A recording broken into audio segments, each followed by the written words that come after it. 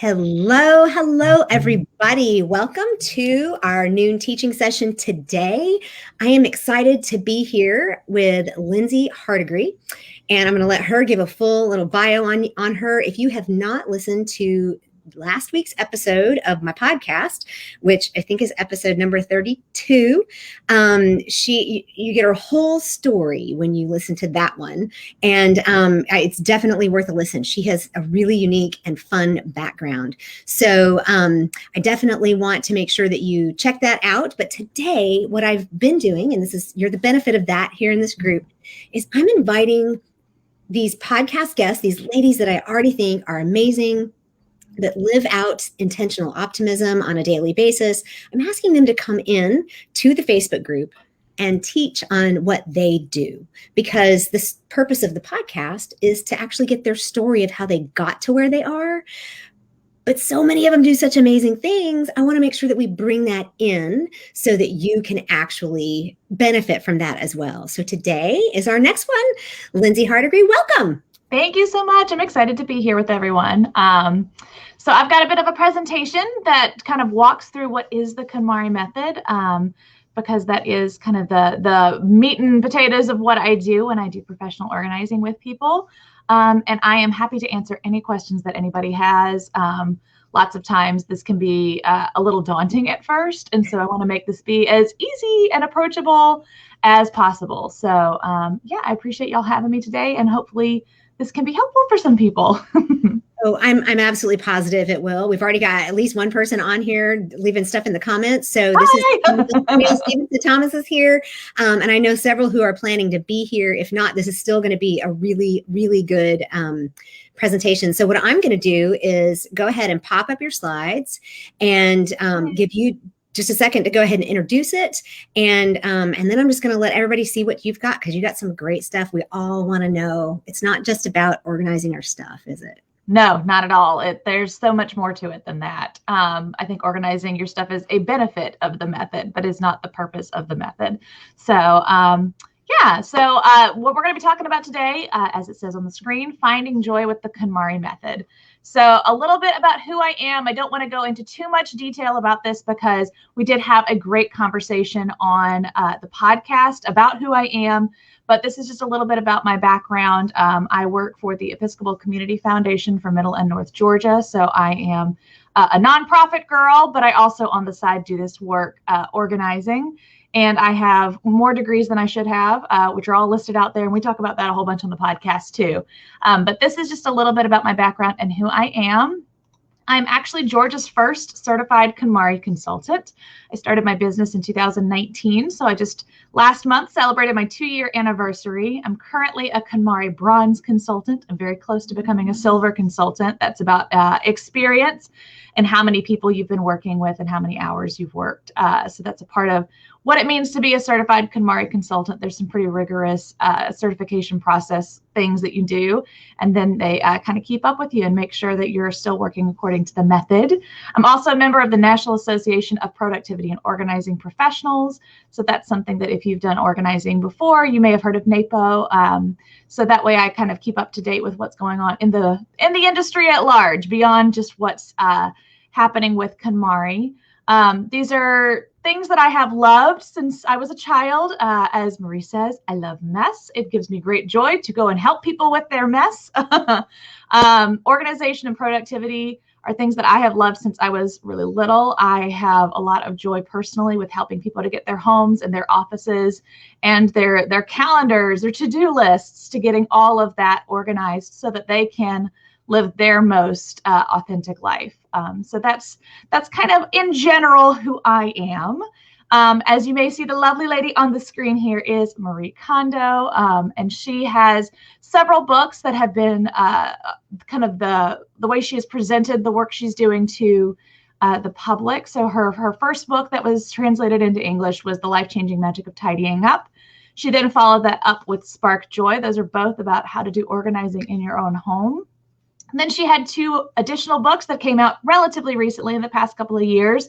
First is Kiki and Jax, which is a delightful children's book that is about these two little critters that one of them has a hard time keeping all of her things tidied up, and her friend comes and helps her find joy in keeping her things tidy. So if you've got little ones, this might be a fun thing for you to check out. And then last year, right as the pandemic hit, she launched her book, Joy at Work, which is about how to take the KonMari method into the workplace. And that's another thing that I help people with as well. So this is a variety of resources that you can read. Marie also has a Netflix series that is out. So if you want to see her actually going into people's homes, she is a delightful human being and is a joy to watch on television. But that's not why you're here to hear about Marie. You want to know, how does this apply to you? And interestingly enough, 90% of working adults feel that clutter has a negative impact on their lives. And I want to sit on that statistic for just a moment.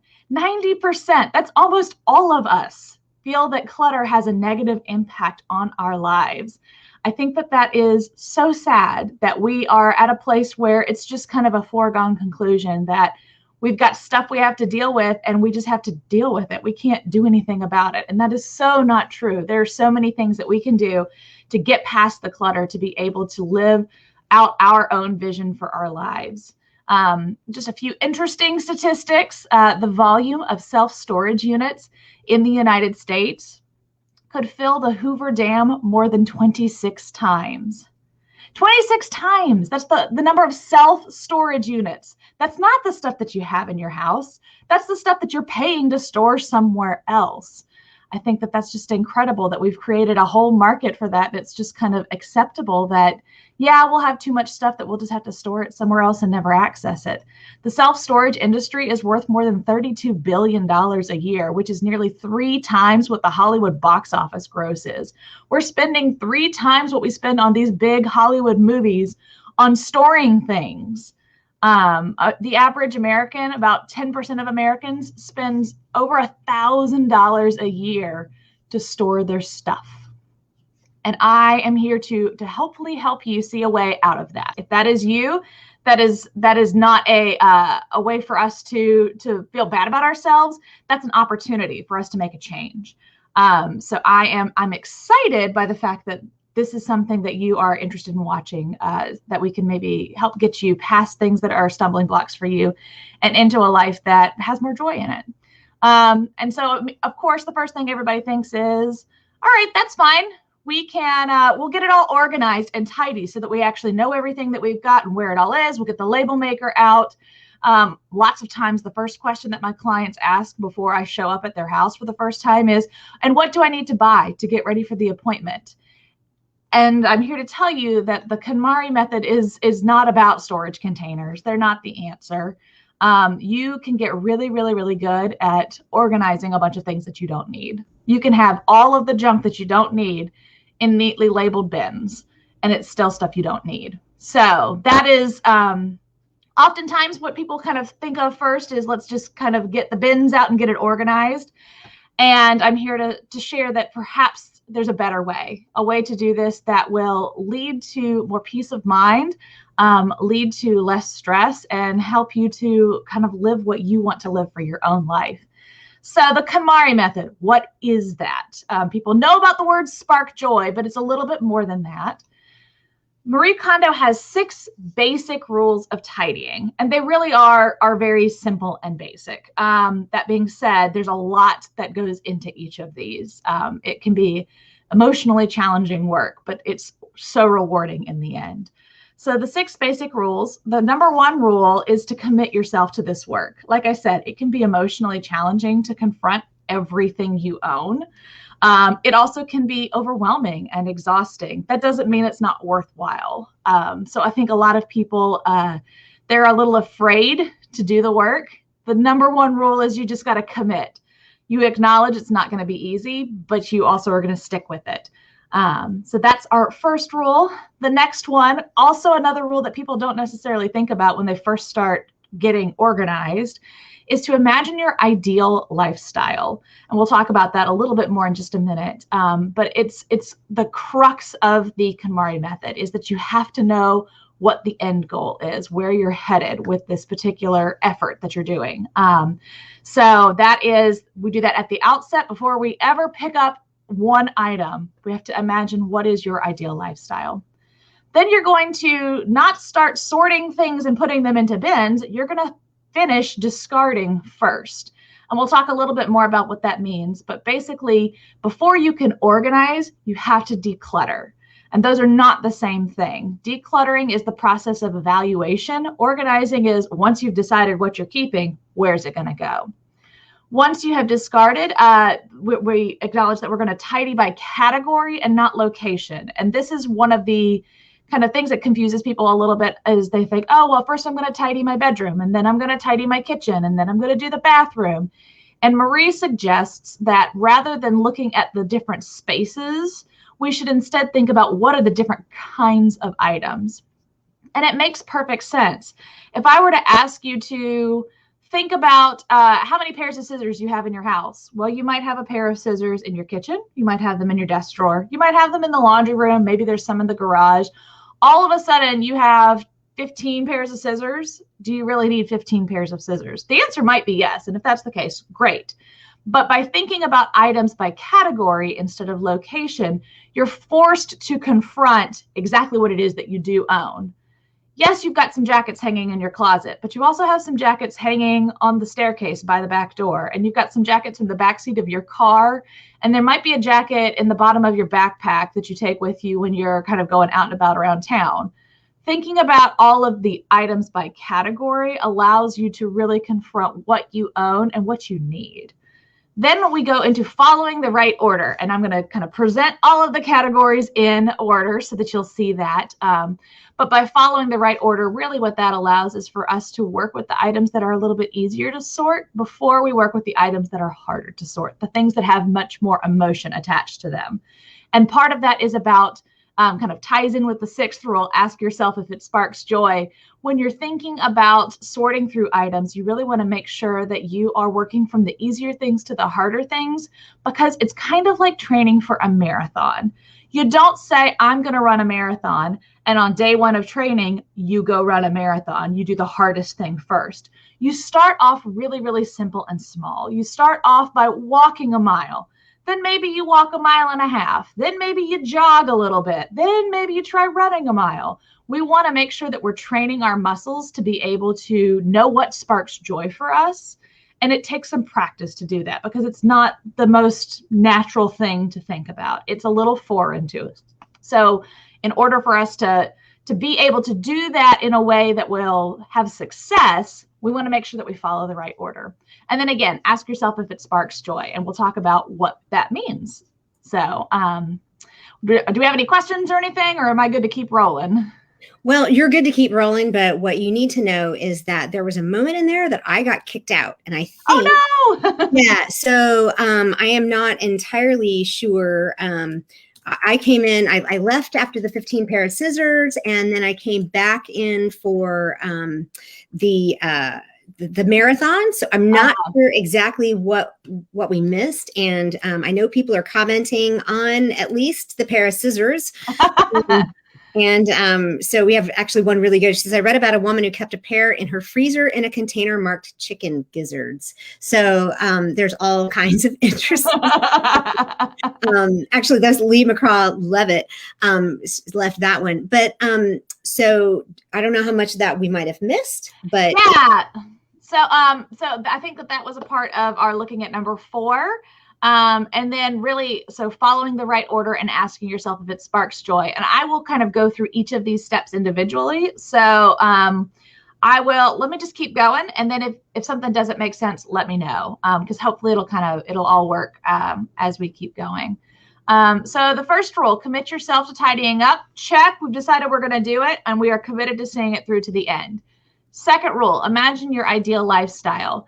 And what we really mean by this is that we need to figure out, what does spark joy mean for you? So spark joy is a very cute little phrase. It can be really helpful for some people. It can be absolutely not helpful for some people. It's shorthand. It's not intended to be the definition by which we define our lives. Spark joy means let me find things that are going to serve what I want in my life and keep those. And then the things that are not serving me, let me let those go. And so spark joy is just the kind of quick shorthand that we use. And it means, does this fit my ideal vision for my life?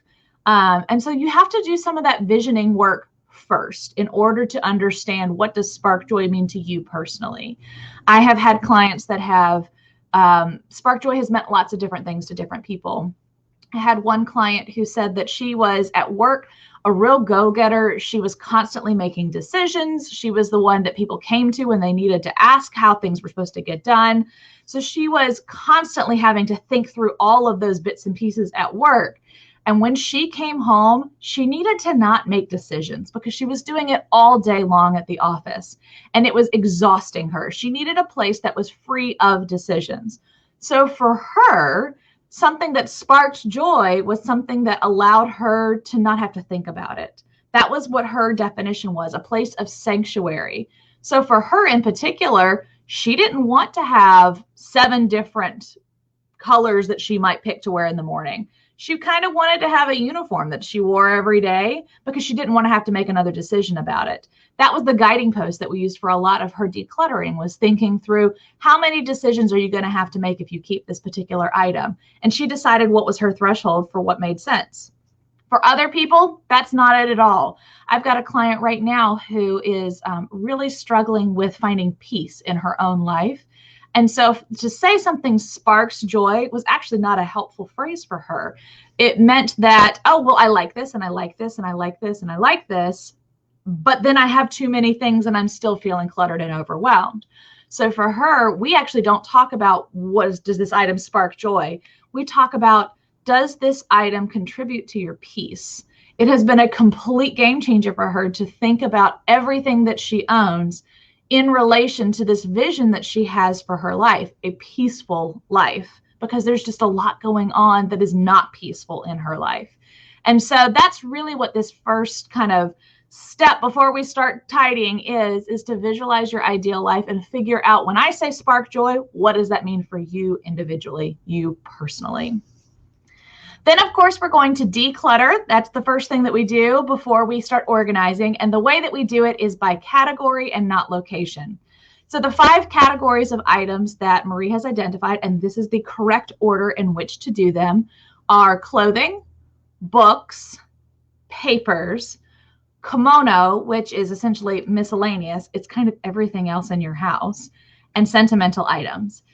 And the key to doing it in this particular order is kind of what I was talking about earlier. It's not a marathon that you step out and do on day one. We're going to start with the items that are a little bit easier to declutter before we move to the things that are harder, because you have to train up your joy muscle. You have to get to the point where you say, all right, I don't really understand what it means to sort things by, does it spark joy? So I'm going to start with my clothes, because I probably do know if the clothing sparks joy or not. I have no clue if my papers spark joy, but my clothing, I could probably figure that one out. And once you've done your clothing, it feels different in your body. You understand a little bit more instinctually what it means when something sparks joy. And you'll take that kind of training with you onto the next category for books. So by the time you get to sentimental items, you're not trying to figure out what does spark joy mean for you. You've got that down pat, which means you can then evaluate the really hard stuff because you know what you're looking for, because you felt it in all of the other categories that came before. So that's why the sorting by category and not location is so important, and why the order is so important. So I'm going to talk a little bit about each of these categories, kind of some of the things that we think of when we think of each of these categories.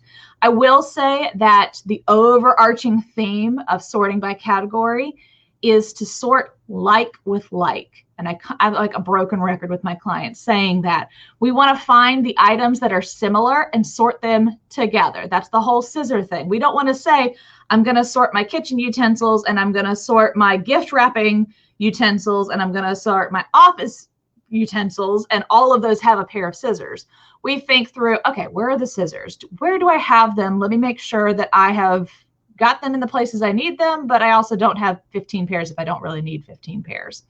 So starting with clothing, some of the common things that we see with clothing, just kind of big bucket categories, are your tops and your bottoms, the things that are hanging like dresses or robes, the things that are in all of the drawers, the socks, the underwear, the lingerie, your workout wear or your pajamas. We want to gather each of these things together as a subcategory.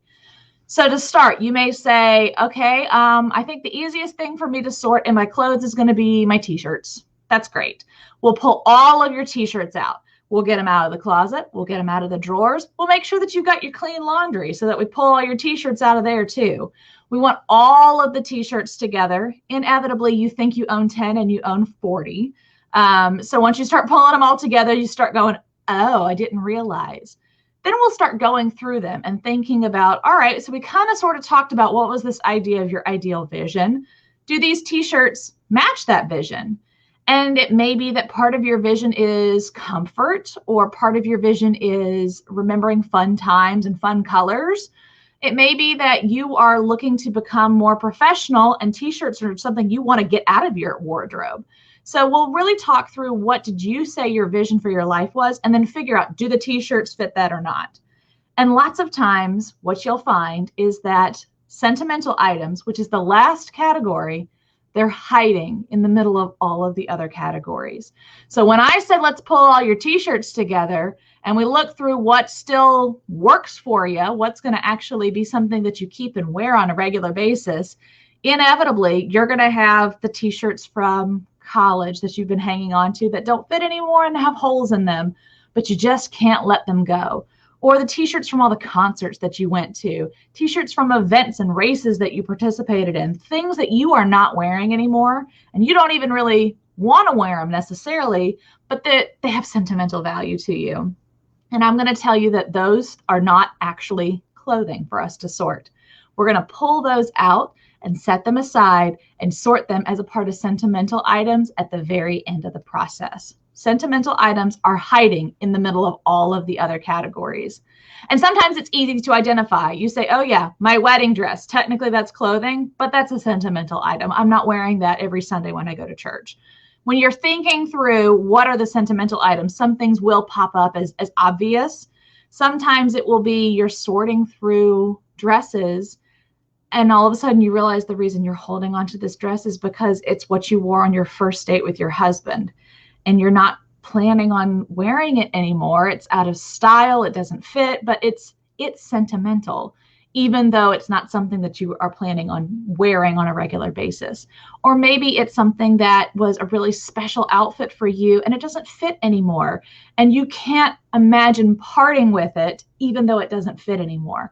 Those are all things that are sentimental items that we're going to pull out and wait and sort at the end. So I always like to kind of make sure I say that, because it's not like sentimental items have a big Post-it note that says, here I am, this is me. It's something that's hiding in the middle of all of the other things.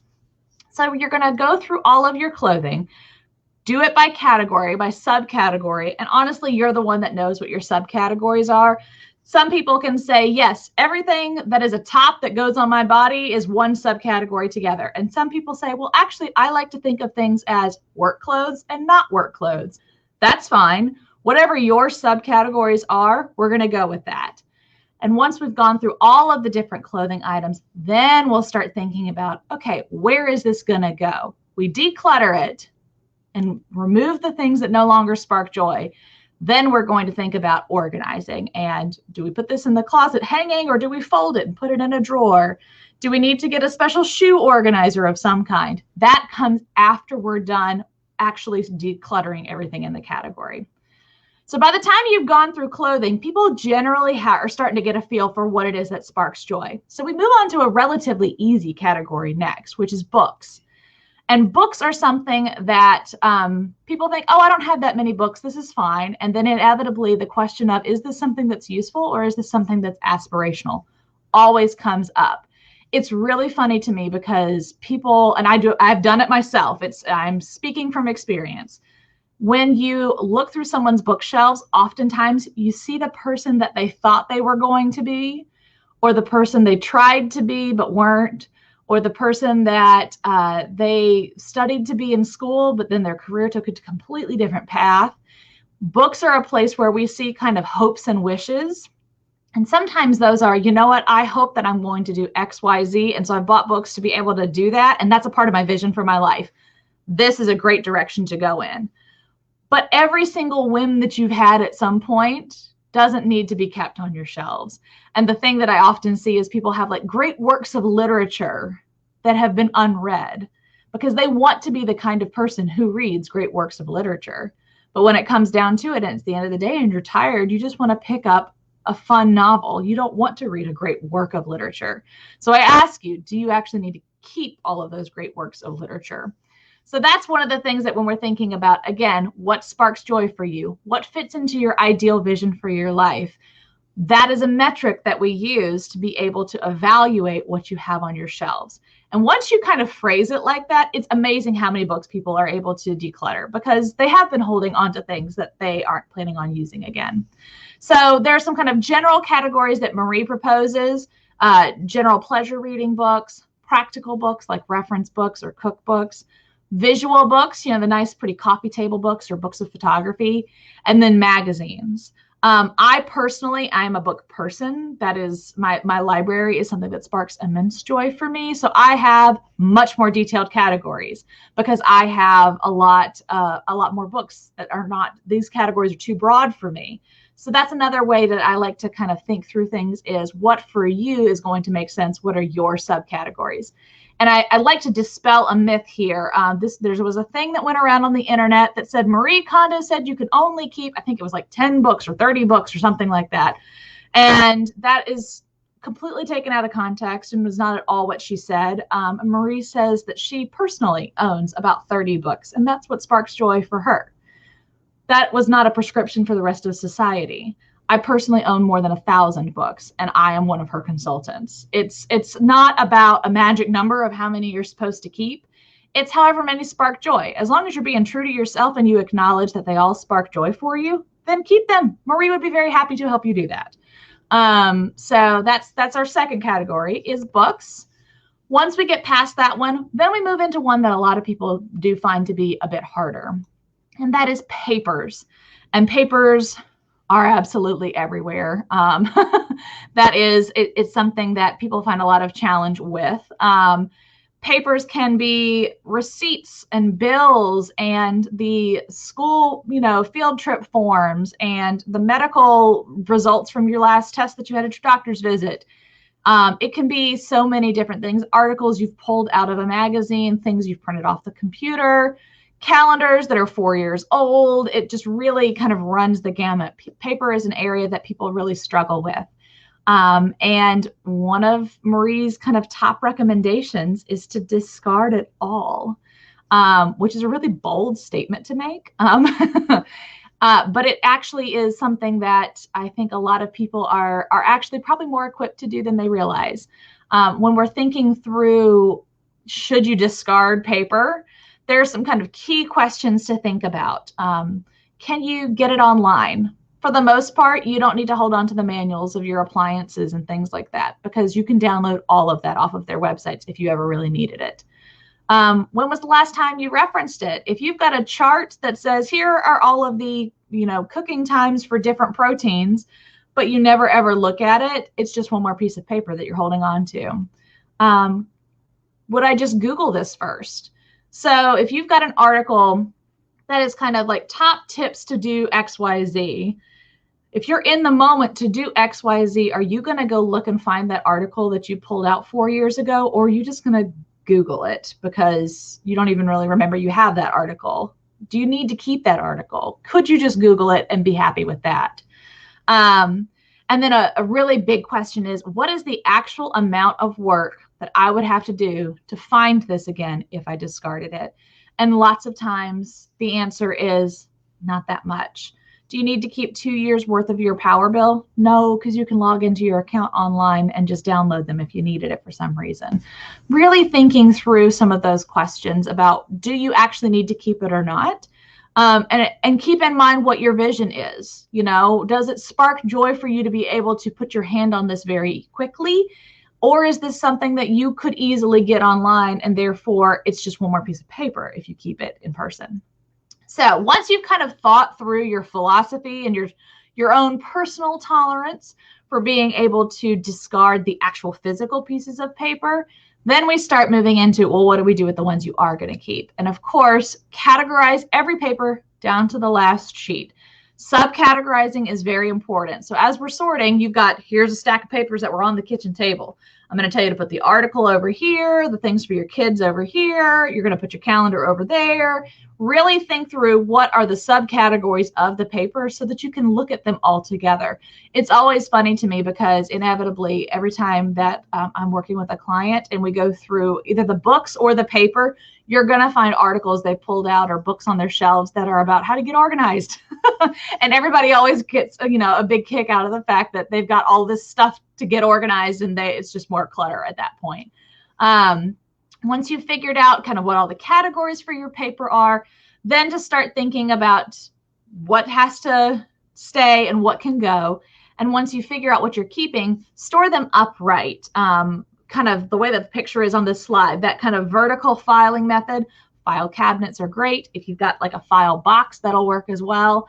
But by storing things vertically, you just save a lot more space. And honestly, it's easier to find things because you can thumb through vertical filing. Whereas if you've got piles on top of each other, then you got to move a pile in order to see what's underneath it. So really thinking through how you're storing them upright.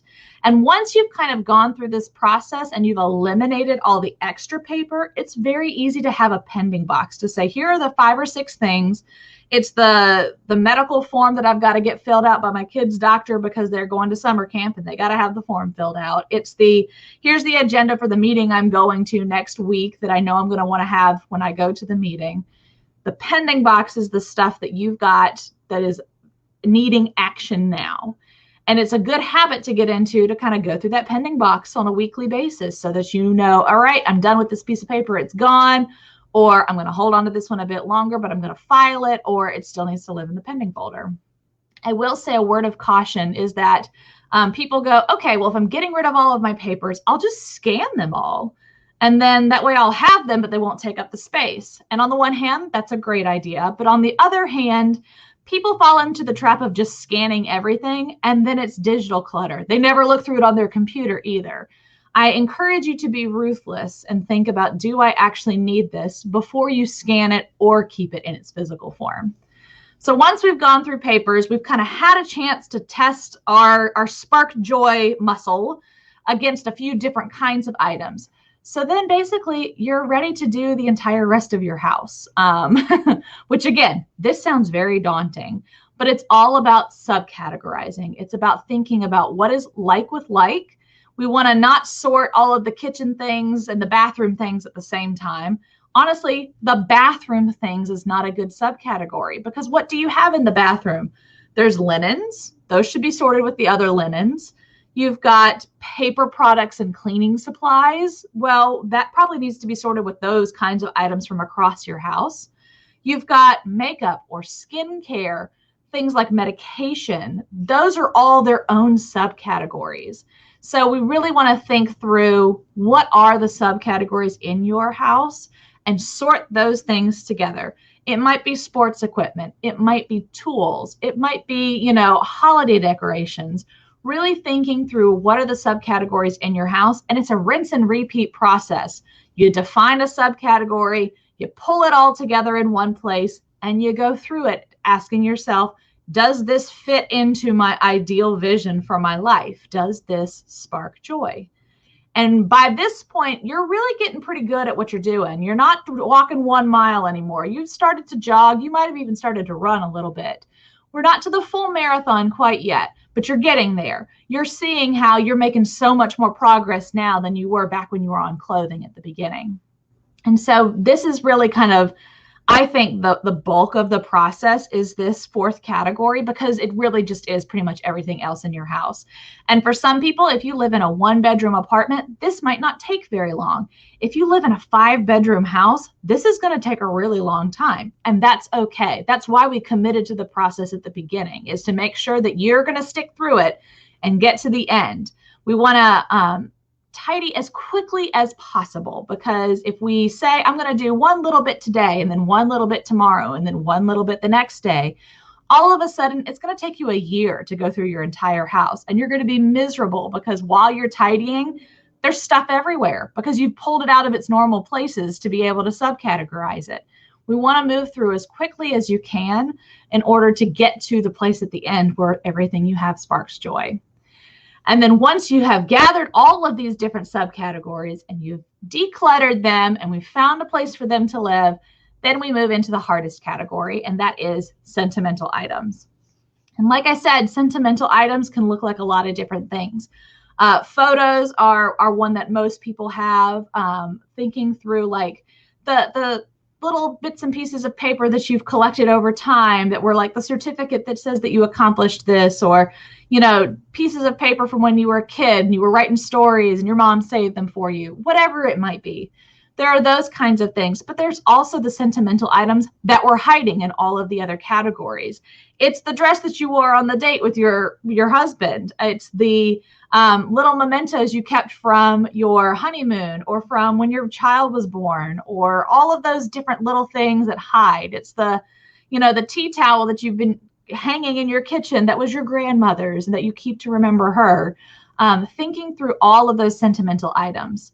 And it's important to kind of edit. That's a key concept to remember when looking through sentimental items. You don't necessarily need to keep 50 photographs from your high school graduation. Perhaps 10 will still capture the event in the same way that the 50 may have. Or let's say that you kept, the ticket stub from the first date and the dress from the first date and the bottle of perfume you wore on the first date. Do you need all of these things to remember the one event? Really thinking about what makes sense for you to keep so that you are kind of not overwhelmed by the sentimental items. Another tip I like to give to clients is that sometimes they don't need to keep the physical item to still keep the memory. And a lot of people can kind of accomplish the same goal by taking a photograph. I had, because my mother kind of saved everything, I still had all of my childhood toys when I moved out of my parents' home. The Barbies, the My Little Ponies, the Mapletown, all of my childhood toys. They were from the 80s. The plastic was tacky, like it's sticky. It's not safe. I'm never going to let another child play with that. We were only holding on to it because it was the memories for me. I spent an afternoon having a bunch of fun taking pictures of everything, gave away what was giveawayable. And honestly, a lot of it wound up in the trash because it was 30-year-old plastic. And then I still have the photographs. And when I'm feeling nostalgic, I'll go flip through the photos and have a good time. I don't need the physical items to still have those memories. So I encourage people to think about, how do they need to store their memory? Does it actually require a physical item to do that? So once you've kind of gone through all the categories, one of the things people also like to say is, isn't this a really wasteful method? Isn't this something that is generating a lot of trash that hurts my heart, that feels so wasteful? When I say discarding items, I don't necessarily mean you need to put it in the trash. There's so many different ways that you can discard an item that does not involve it going into the landfill. It's actually kind of a personal practice of mine, is to try to avoid the landfill at all costs. So the first thing you want to think through is, where are some places that will accept donations of the things that you're trying to get rid of? So local Habitat for Humanity Restore, they will take lots of times appliances or building materials, furniture, tools. Local thrift stores will take clothing, household items. Your local Friends of the Library may take books and movies, magazines, video games. Local furniture banks will often take furniture, and sometimes they'll even take mattresses to be able to kind of pass along to those who are homeless. Local women's shelters, they want the clothing and hygiene items, workwear, things like that. And there's also a great resource. They're actually based out of Washington State, Project Beauty Share. They'll actually accept both used, new, and gently used makeup and skincare items, and they kind of redistribute them to local homeless shelters. So if you've got that blush that you tried once and it was the wrong color, you don't have to throw it away. Put it in a box, send it to Project Beauty Share. They'll make sure that someone who can use it will get it. So those are some great ways to kind of donate items that still have some life left in them. And then sometimes we have things that straight up do not have life left in them. And we want to think through what is the most responsible way that we can discard that item to avoid the landfill. So your local kind of recycling and waste management, they may have special ways that they handle things like paint or chemicals, electronics, different kinds of plastics. So look into your local resources to see kind of what is the way that they are properly disposed of in your area. There are great organizations like Crayola has this color cycle program, and you can send all markers, dry erase markers, highlighters, Crayola markers. They can be Crayola brand or some other brand. Send all your markers to Crayola and they will dispose of them properly. Your local dry cleaners, they're probably going to be able to take any extra hangers that you have and reuse those. There's a company called Green Disc that will recycle obsolete technology. You mail them your cassette tapes and videotapes and computer equipment, and they'll be able to kind of dispose of that in an environmentally friendly way. Your UPS store can take all of those extra, like the air bubbles that come in the boxes that you get in the mail or packing peanuts. As long as the packing materials are well contained and clean, the UPS store will reuse those. So it's a great way to not put all that into the trash. Walgreens, certain locations, you can check on their website, will take expired medications and make sure that they are properly disposed of. And then Whole Foods, and a lot of other grocery stores do this as well. They have a bin for you to bring your plastic bags to. They have bins for number 5 recycling, plastic recycling. Lots of local facilities won't take number 5 plastic. That's like yogurt cups and things like that. They have a bin in the Whole Foods to accept natural cork from wine bottles to be able to take and repurpose those. So a lot of really great ways that you can discard of the physical things that wind up no longer sparking joy for you. And then one of the things that we also like to think through just a little bit is, what does it look like to tidy the things that are not physical? So if you've gone through all of the items in your house and have evaluated whether or not they spark joy, your house is looking pretty good.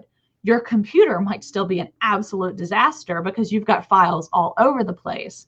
And so some of the non-physical items that we can work on tidying are your digital files and work, your time, to tidy what your time looks like. How are you spending your time? What does your calendar look like? How are you keeping track of your appointments?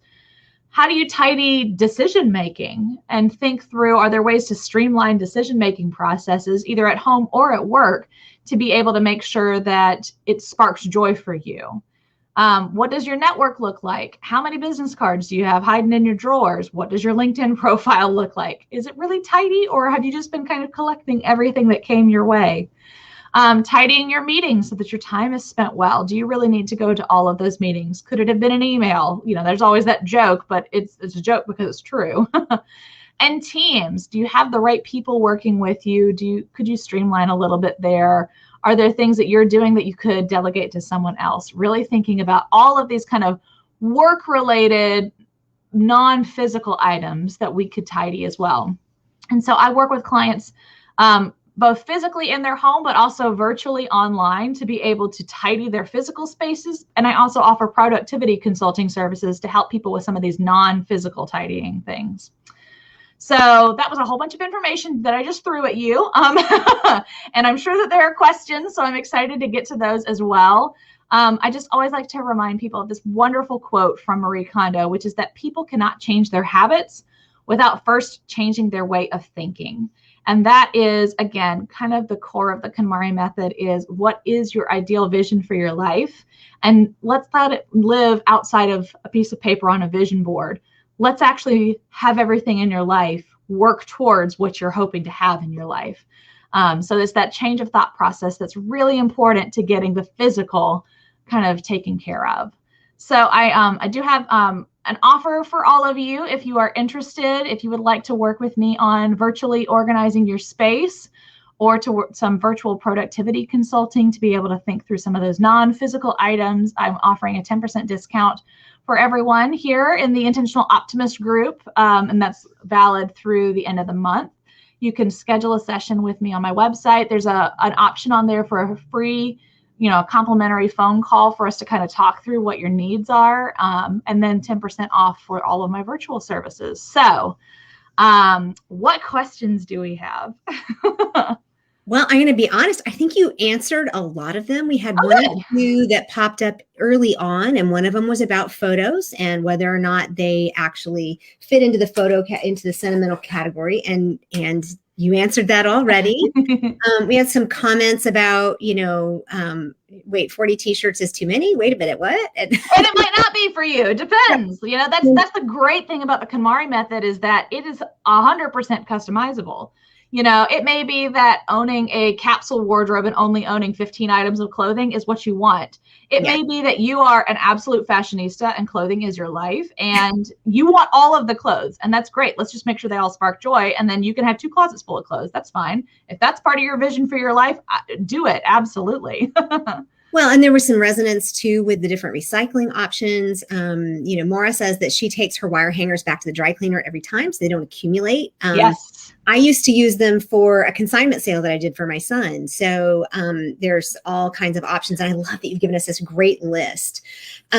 So one of the things that I just have to be really honest, I've read the book, right? And I've thought about these things, but as you're going through the sentimental stuff, literally my heart started doing palpitations. Yeah. it can be. I don't need to pass out. Really, yeah, it can be really emotional, and it's funny because one of the things that my fellow consultants and I, we have some spaces where we can kind of talk to each other about things that are working and things we're challenged with. And one of the things people talk about is that for some clients, they get physically ill. They come down with a cold after they start this process because it is so against what they have been doing in their own lives that they become physically ill from it. And I say that not to say don't do it because you don't want to get sick, but to acknowledge that this is not necessarily easy work. For most people, this is not easy work. It's going to challenge what you think about yourself. It's going to challenge the things that you have identified yourself through. It's going to physically be demanding. It's emotionally demanding. That being said, it is completely life-changing. And once you have had that mindset shift, your mind has shifted. You're not going to bring the clutter back into your house because you're going to ask yourself in the store, does this spark joy, before you ever even put it in your cart? So it really is something that absolutely, the concept of, and then all of a sudden your heart jumped up into your throat and you started having a hard time breathing. I think that that's a very natural reaction to have. And I'm a proponent of this. But I think a really good segue into, Maura had another question. She said, do you also teach how to maintain as part of the process? Because she said, I think some people might fall back into old habits. And you did mention when you're in the store, you can now start thinking, because you also mentioned training up your muscles. It's like, does this spark joy? Yeah, absolutely. It is something that we definitely talk about, and people will have moments where they don't have the confidence to acknowledge that they're going to be able to stick with this. And that's a part of the process too, is to help you build your confidence and help you understand that not only is this a kind of a process that you have gone through, but this is a lifestyle change. Yeah. And it's something that you're going to have a hard time actually going back to the old way of thinking because of the way that we have built on this. It's like you've trained for the marathon and now you know how to do it. That doesn't mean that in 6 months, all of a sudden you don't know how to do it anymore. You might still need to work on it a little bit. You might need to keep up with it. Just because you've decluttered your house this one time doesn't mean it's never going to need a little bit of work moving forward. Right. But that work will be so much easier because the hard work of getting the mindset shift taken care of is done. Yeah. So it's really a maintaining thing rather than a relapse. I got to do it again thing. And that's how I think it fits in so well with personal growth, is because this is a big segment of personal growth. When we even talk about just looking at the different pie chart of our life, where are things good and where are things bad? Sometimes they're just like your environment. And this has to do with not just your physical environment, but your mental environment and your digital. I love that you tackled digital stuff too. But so you have given us, you've been very generous with your time today. So unless I see another question, Maura even said she gets energy from this and she's actually considering doing what you do. Really quick. How would you, I know we addressed that a little bit on the podcast, but how would you address getting started into this? Because So if you're interested in becoming a KonMari consultant, there is a pretty rigorous program that KonMari Media Inc., that's Marie's company, that they have put together to be able to help people along this process and to become a consultant. So there's a very in-depth and extensive training that you go through. I'm not 100% sure how it's operating in 2021. It used to be I went to New York for a weekend and did a full 3-day long, 8 hours a day training. I know that they took those sessions virtual because of the pandemic. So I'm not sure at this point, are they all still virtual or are they starting to get back into in-person yet? But it's a rigorous training process that you have to apply actually to be a part of the training. And the application process for that is that you have to have read Marie's books and you have to have gone through this method in your own house. And they're going to ask you for photographic evidence that you've done that. Because you can't really take this to somebody else's house if you haven't experienced it yourself. So once you have gone through the method and you are committed to doing the work yourself, then you go do the training process. Once you have been trained, you are then considered a consultant in training.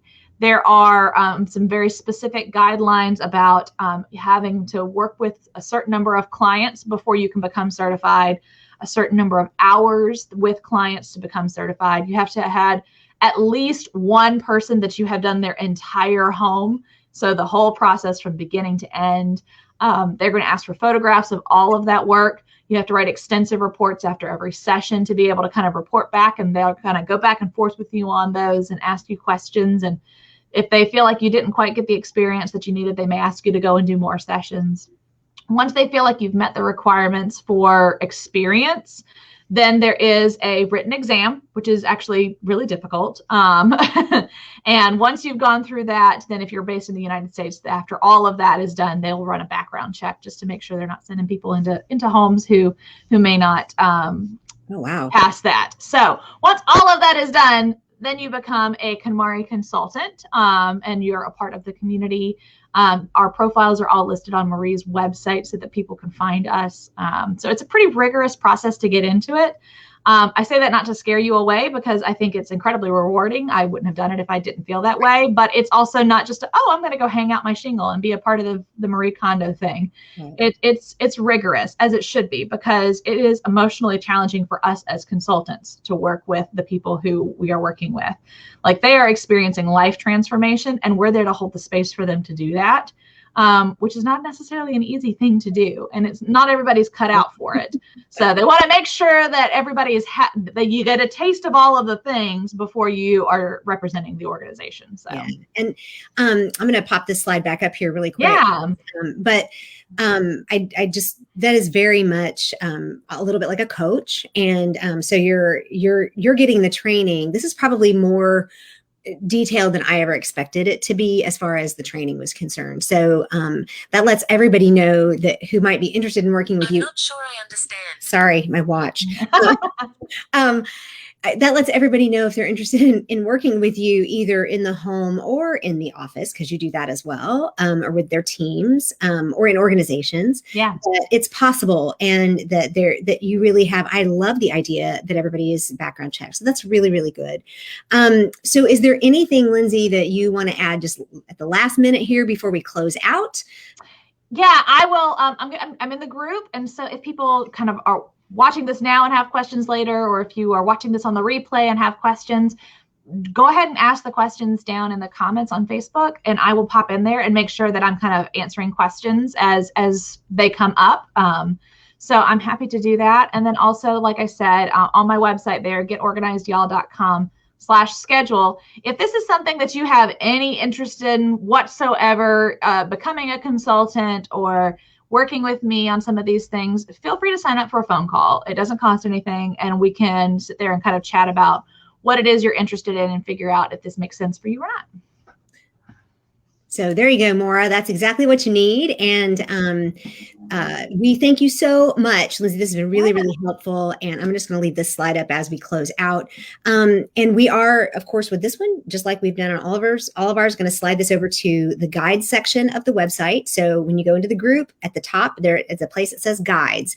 And when you go in there, you can see all the different teachings. And I've told Lindsey that she can actually create her own post in here to share as well, but she's going to keep checking the comments to make sure that there are no questions, and definitely check her out. So thank you so much for being here. It has been delightful as always.